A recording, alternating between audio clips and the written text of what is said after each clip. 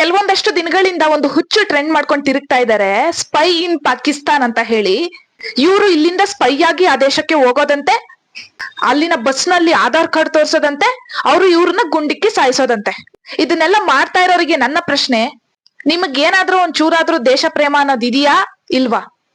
ಈ ಕೆಟ್ಟ ಹಾಸ್ಯವನ್ನ ನೀವು ಯಾವ ರೀತಿ ಬಿಂಬಿಸ್ತಾ ಇದ್ದೀರಾ ಅನ್ನೋ ಅರಿವಿದ್ಯಾ ನಿಮ್ಗೇನಾದ್ರೂ?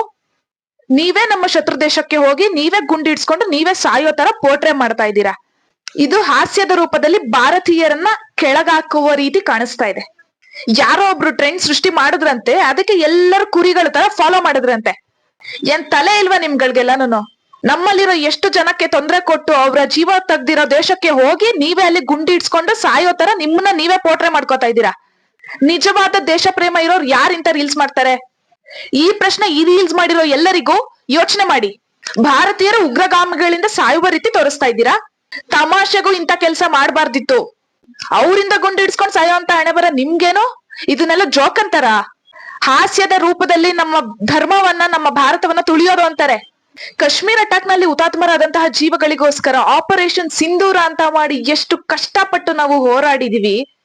ಆ ಪ್ರಾಣಗಳಿಗೆ ನ್ಯಾಯ ದೊರಕಿಸೋದಕ್ಕೋಸ್ಕರ ಎಷ್ಟು ಒದ್ದಾಡಿದೀವಿ.